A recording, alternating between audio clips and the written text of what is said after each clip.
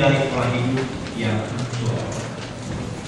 Terus kalau misalkan ini septic atau leher rahimnya keluar, tetapi di vagina sering gatal, apalagi di vagina tumbuh seperti daging-daging kecil atau bentolan-bentolan kecil atau bisu-bisu kecil. Nah, ini peradangan seperti ini akan berlangsung lama. Kalinya kemudian jadi 1, jadi 2, 2 jadi 3, digaruk lagi jadi 4, jadi 5. Ini lama. Lama-kelamaan banyak, tumbuh banyak, dan daging itu akan membesar. Inilah daging yang dinamakan dengan kondiloma acuminata atau daging seperti jeger ayam. Nanti keluar di vagina kayak ada dagingnya seperti itu. Dan jeger ayam ini adalah tumor yang sudah tumbuh menyebar. Dan ini bisa terjadinya kanker vagina. Karena itu kalau disebabkan dari orang lain. Ini salah satu jeger ayam pada wanita. Ini alat kelamin wanita ini sudah tumbuh daging-daging di sekitar vagina ya, labium mayoritas.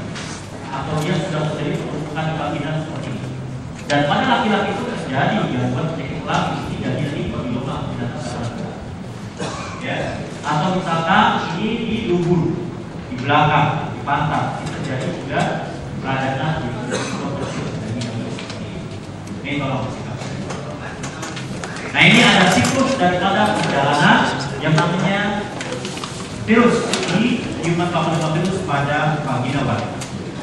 Ini virus, bakteri dan jamur ada di setiap wanita. Ini di vagina pasti ada, baik bakteri positif atau negatif. Karena vagina asam kuat, bakteri dan jamur bisa mati dan gugur. Tapi kalau terlalu sering menggunakan minyak pembersih, cairan pembersih, sabun pembersih yang tidak terkendali, yang bukan pada tempatnya, tadinya vagina asam kuat, bakteri jamur bisa mati, berubah menjadi basam kuat. Bakteri dan jamur bisa tumbuh dengan subur. Dan tidak untuk kemungkinan bakteri tersebut akan naik ke septic leher rahim, kemudian dia akan masuk menuju ke jalur rahim dalam. Terjadilah gangguan-gangguan yang khas gangguan. Pertama, mungkin di sini ada yang mau digambar, juga dikatakan dengan molar, di mana dia adalah kusta yang bergelombol seperti buahan.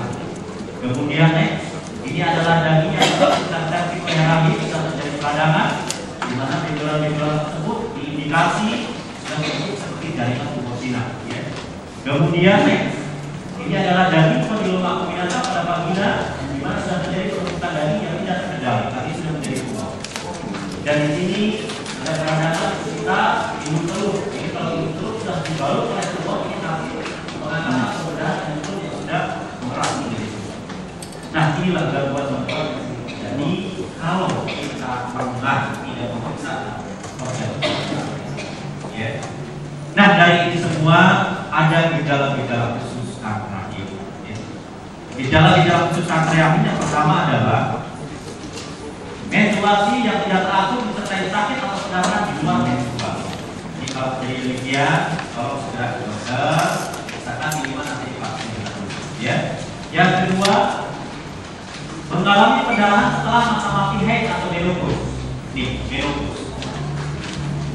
Menopause tidak ada batasan usia.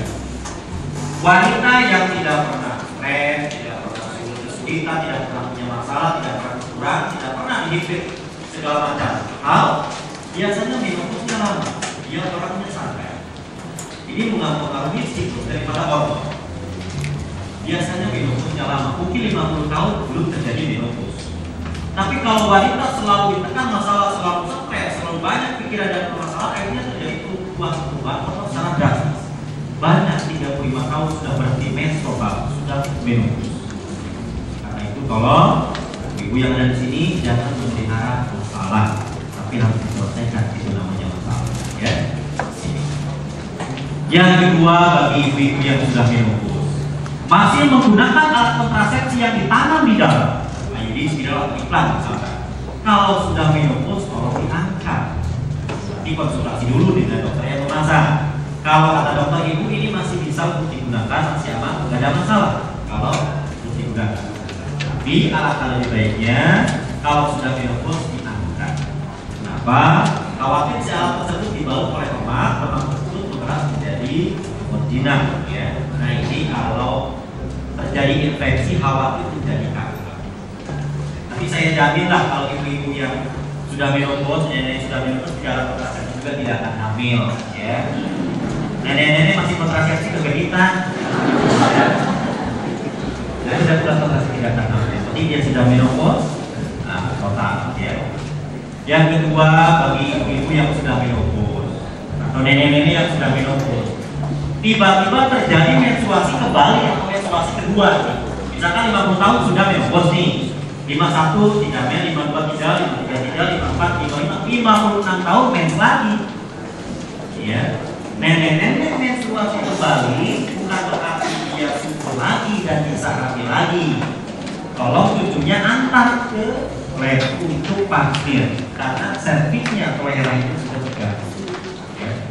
Jadi kalau terjadi demikian, jangan didiamkan. Ya, dan yang keempat, mohon maaf, bagi ibu-ibu yang sudah menopause, kalau masih punya suami, akan lebih baik ada hubungan suami istri walaupun jarang, misalkan setahun sekali, 6 bulan sekali lah ya, atau 3 bulan sekali, sebulan sekali silakan, seminggu sekali silakan. Ya paling itu tidak ada yang melarang, itu suami istri.